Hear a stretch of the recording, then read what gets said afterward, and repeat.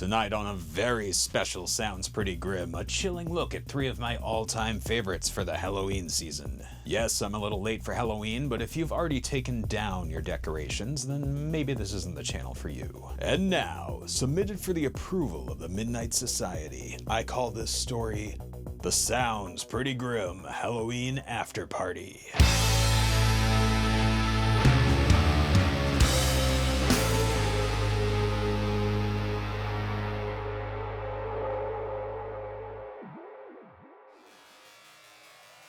Our first creature feature has Rob Zombie finding his voice as a solo artist with 13 tales of Cadaverous cavorting inside the Spookshow International. Released on August 25th, 1998, Rob Zombie's Hellbilly Deluxe, 13 Tales of Cadaverous Cavorting Inside the Spookshow International, saw former White Zombie frontman Rob Zombie embark on his debut solo project. It's much more slick, modern, and industrial, and electronic infused than White Zombie's slightly more raw, kind of alternative sound. The band had such a cool, sleazy rock sound, rhythmically interwoven with dialogue and sound, primarily from horror, sci-fi, and exploitation and grindhouse films. This is a dance and industrial staple, but there's something so musical and groovy about how White Zombie did it. Still to this day, I'll be watching some movie and I'll hear something and I'll think, that's where White Zombie got that. And oh, brothers and sisters, I ask you to look at him. Does he have the marks? Do you see them? No. And oh, brothers and sisters, I ask you to look at him. Does he have the marks? Do you see them? No. They released their masterpiece in 1995, Astro Creep 2000, an album I'll almost certainly be talking about more on a future episode. But the band didn't last too long after that, just one more remix album, some soundtrack stuff. I remember the cover of I'm Your Boogeyman from the soundtrack to a terrible Crow sequel coming out very late in White Zombie's run. It sounds more like some kind of remix of a White Zombie song, like the band's style is kind of strangled by heavy-handed production, and I can only assume that at least some of the band members had already kind of checked out by this point. And so ended the tale of White Zombie. I never got to see them live. The breakup was very disappointing to me. The first solo material I heard from Zombie was American Nightmare from the soundtrack for the 1997 film Private Parts. In retrospect, you can hear the seeds of what Rob Zombie's solo work would eventually become. It's kind of like a demo. The framework's there, it just lacks the panache. 1998's Hellbilly Deluxe did have that panache. It excels at combining this highly produced industrial and electronic sound, but with the feel of a rock band. Kind of the same strengths as Marilyn Manson's 1996 album Antichrist Superstar. See Sounds Pretty Grim episode 1 for that one. Now this is some crazy sounding stuff, but it's constantly anchored by musical performances, and there's always an easy to follow through line guiding you through the chaotic haunted house freakout. This is very often where lesser industrial electronic influenced rock productions fail. With all these different elements and sounds coming in and going out, abrupt instrumentation changes, precision editing, when a production like this doesn't quite nail it, the listener can get lost. There's no clear focus. You get whiplash at the sudden and unsatisfying shifts, and you just don't quite get engaged with the songs. But Hellbilly Deluxe nails it. It's a masterclass in just grabbing the listener by the throat and dragging them through some kinda goddamn spook house. Drummer John Tempesta remaining with Zombie from the White Zombie lineup is absolutely key in giving it this feel, giving life and energy to a pretty rigid, sequenced arrangement. Awesome groove, tremendous drummer, perfect for an album like this. There's some programmed drum bits, but mostly it's live drums, often augmented, enhanced, or even fully replaced by drum sample sounds, which is extremely common, though this album does it with such style. It doesn't always sound natural, a snare drum completely changing mid-song, but it's used to great effect to change the size, the width, and the vibe of each part of the song. Take the track Demonoid Phenomenon, for instance. You can really hear the drum sound evolve through the verse. First heavily filtered, then the snare pokes through, and the whole thing builds up to the chorus, which explodes into a raucous, more acoustic sounding drum kit.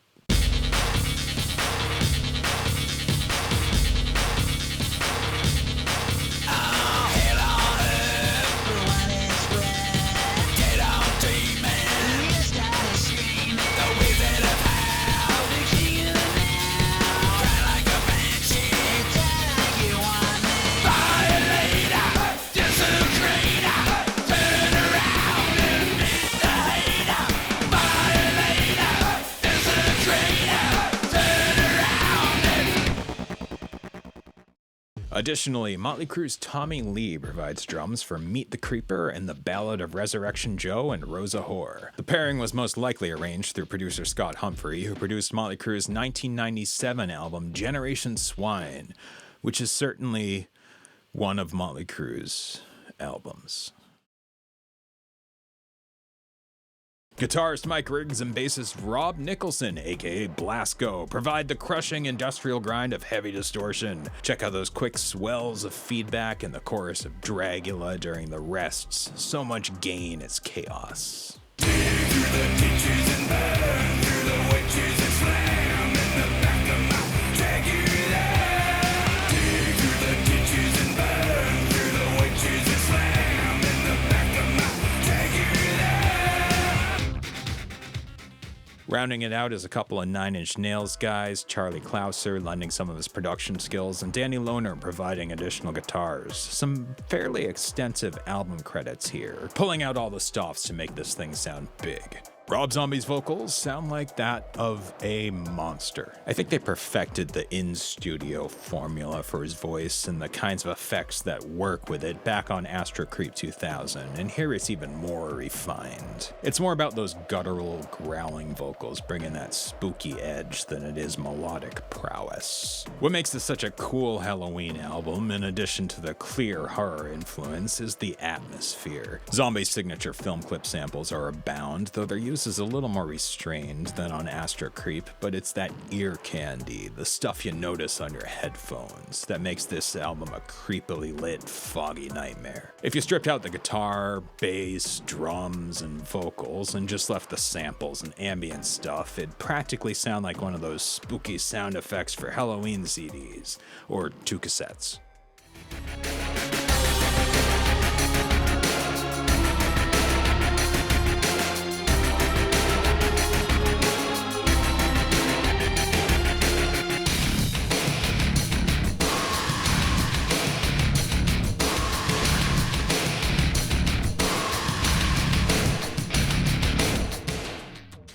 The album comes in at 13 tracks, just like it says in the title, which is admittedly gimmicky, but I appreciate that it gets there via shorter ambient or instrumental tracks to enhance the mood, rather than stretching the album out with filler songs. The album presentation is lovely. Rob Zombie really understands the importance of the album booklet. Horror comics, monster mags, great use of colors, a beautiful cover. Definitely worth owning a physical copy for the art alone.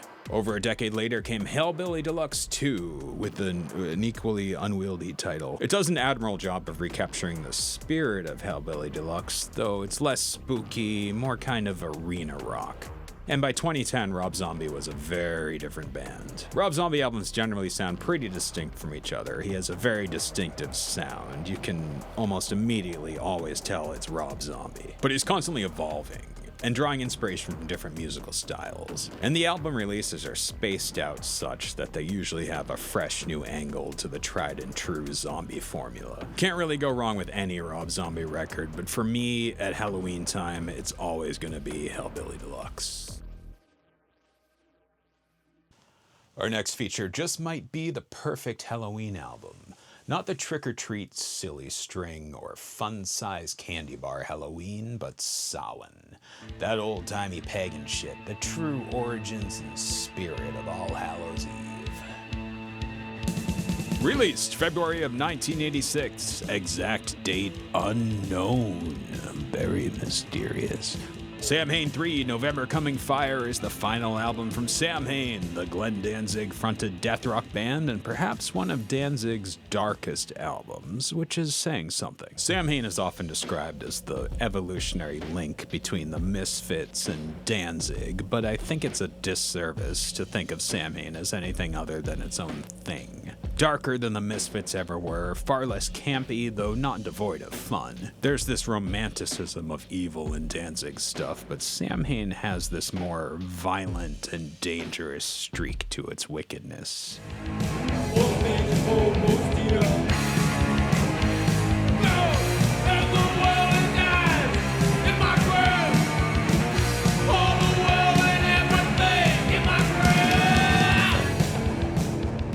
I have to say that Danzig's 1988 self-titled album, produced by Rick Rubin and retroactively known as Danzig 1, is easily one of my favorite sounding albums of all time. It's such a pure sounding album. Everything's rich and spacious, the drums especially. Kind of timeless. It doesn't really sound like anything else in hard rock from 1988. November Coming Fire does not even come close to reaching this level of audio ecstasy. It's very rough around the edges, retains a lot of that punk rock approach to audio fidelity, and it doesn't sound like a high-budget production. There's some polish, but no real sheen. But what it lacks in fidelity, it makes up for in atmosphere and mood. The heavily applied 80s reverb is perhaps overdone, but it puts the instruments into this weird, unnatural, and kind of unsettling space.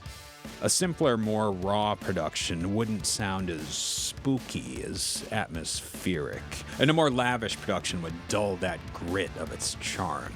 That lack of sheen and brightness is just perfect for an album this dark. To walk the night, to feel no love, to know the touch of another kiss, nevermore.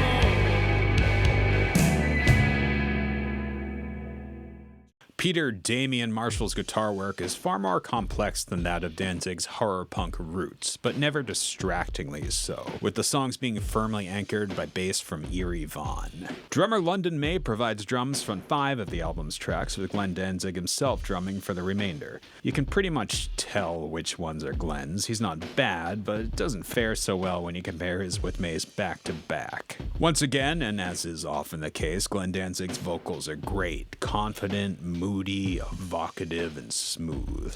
The space around the vocals adds this dark atmosphere, reverb with a hint of slapback.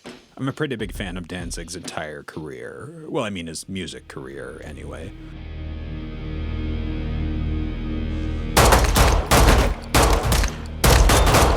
Hold it! That's enough!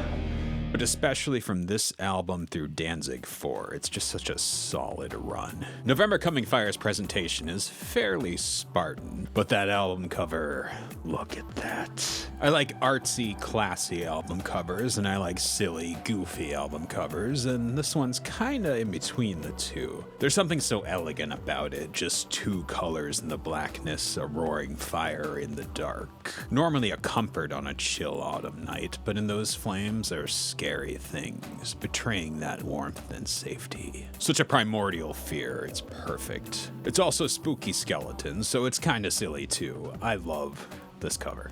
But of course we're talking about it tonight as a Halloween album. Without even getting into the lyrics, this album sounds evil as hell right off the bat. This is the album for Halloween night.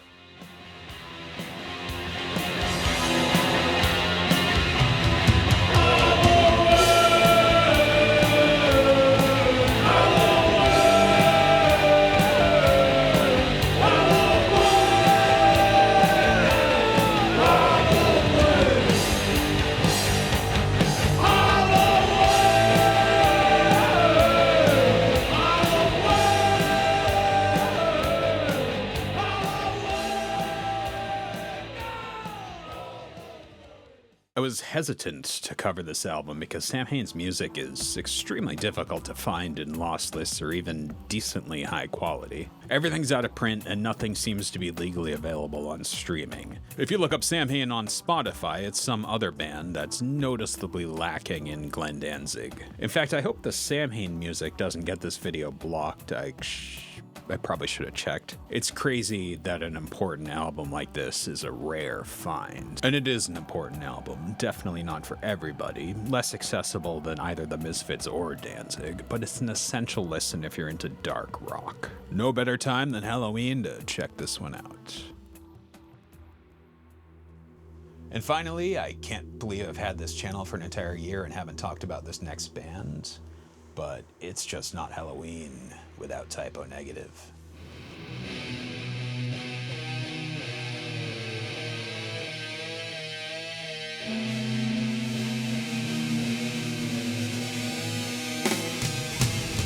Released on September 21st, 1999, produced by Johnny Kelly and Peter Steele, Typo Negative's World Coming Down sees the Drab Four truly embracing darkness. The Brooklyn Quartet was forged in the New York hardcore scene in the late 1980s, rising from the ashes of Peter Steele's former band Carnivore. Their debut album, 1991's delightfully titled Slow, Deep, and Hard, picked up where Carnivore left off and introduced more of that doomy grind for which the band would become known.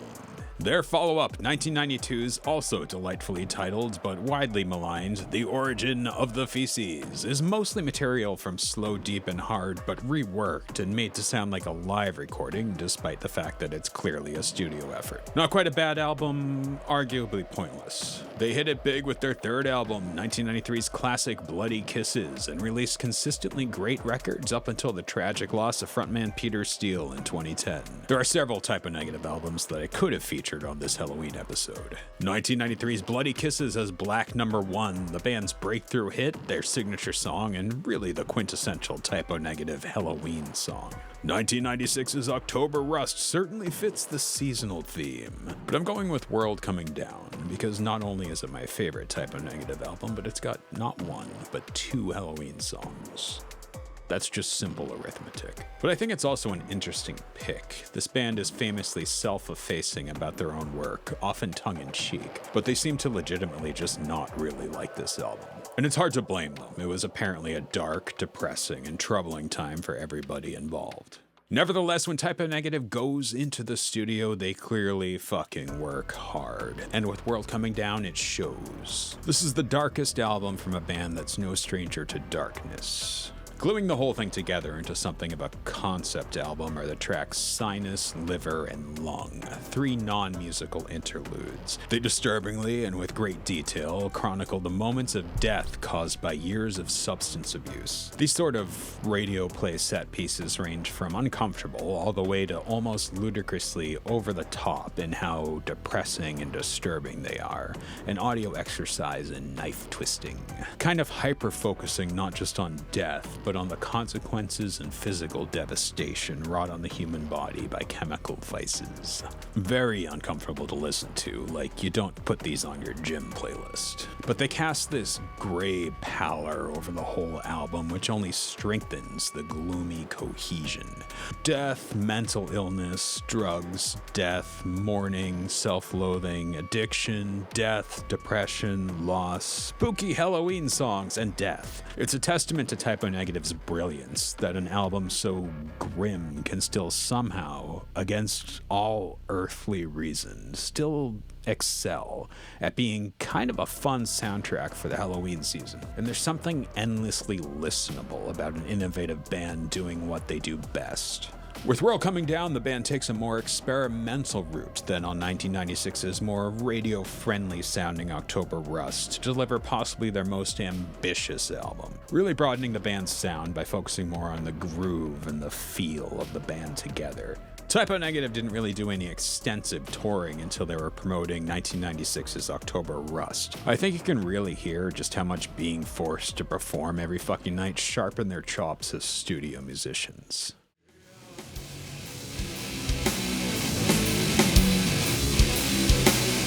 But who will save the sane?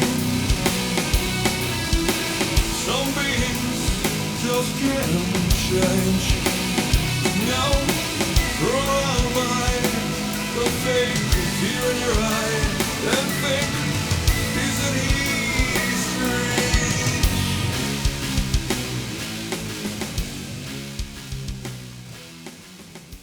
They're at their most creeping tempos and some of their heaviest grooves here. The material is so dark, but the atmosphere is spooky with massive sounding church organs and strong 60s psychedelic vibes. And that's where the fun is in this otherwise devastatingly depressing album. Typo Negative sound is extremely weird, but it just works. It almost shouldn't, but it just does. All of the individual elements just sound interesting. Typo Negative seems to produce their own records, and they just do do it their own way, breaking a lot of conventions for what a good metal sound is. Steel's bass often fills in for what traditionally would be rhythm guitar territory, crazy low end with this buzzsaw distortion in the mids, and he's not afraid to lay on the modulation effects. Incredibly unique, one of the most instantly recognizable bass tones in all of metal. It lends solid support to Kenny Hickey's guitars, which on this album, in a more traditional rock or metal context, might sound thin, maybe lacking in body,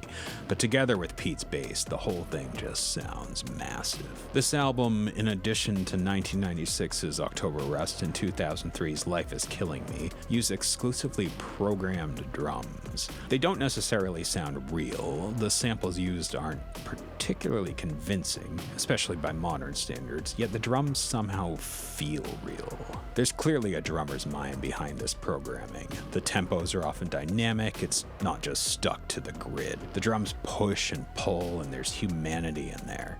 And using drum samples like this works really well for this album. The mixes are dense, and the guitars, vocals, bass, and keyboards so bombastic. And at these slow, grinding tempos, there isn't a lot of room for the extraneous noise of a recorded drum kit. Ringing cymbals, resonating drum heads, and messy stuff like that. There's a precision to the sound of these samples, and that helps give the album its big sense of space. Type of Negative returned to studio recorded drums in 2007's Dead Again, another great album, but the drums give it a completely different feel, a different energy. I'm not sure that sound would have worked with the slow, infinitely more gloomy material here. Bring it on down.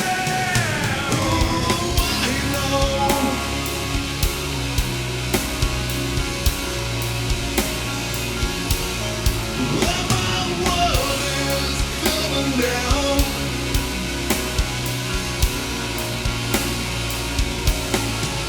Yeah, I know.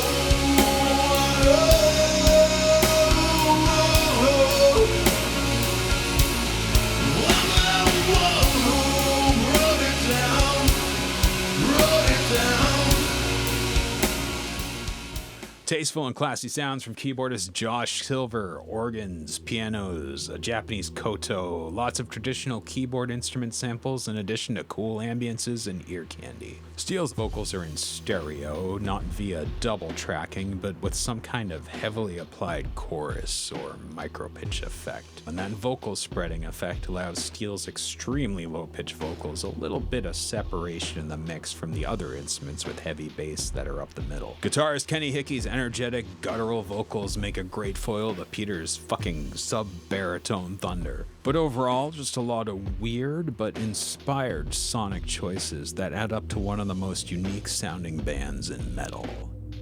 A lovely album cover. I think it's the most typo negative of all typo album covers. It's a band shot on the back, but you get a cool pull-out poster on the other side. That's value.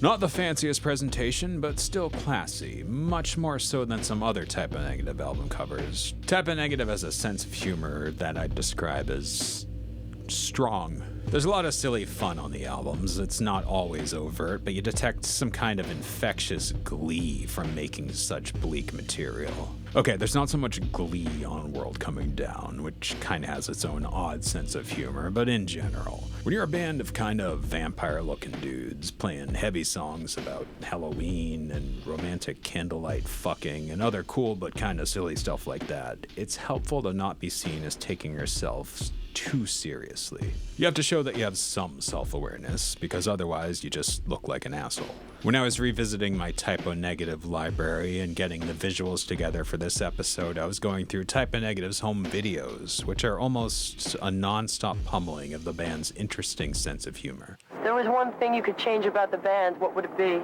I quit. Now, I listen to Typo Negative a lot, especially this time of year, but I don't think I've watched the home videos in a long time. Certainly not since the passing of Peter Steele. And after so long, it was a little bittersweet to watch Peter Steele here, especially with that deadpan and pitch black sense of humor. The more people, it seems like I'm going to a funeral like once every 3 months. That's why I'm always dressed for it. Because you never know who's going to drop dead next. I hope it's me. He seemed like a fascinating person. He had his demons, and he was a creative and dedicated musician and songwriter. And you can really see his tortured soul here. And then we'll just cut to something like a shot of some dude. But that's typo negative, legitimately depressing and dark, to the point of almost being disturbing. But despite that, somehow, the final product is a fun listen.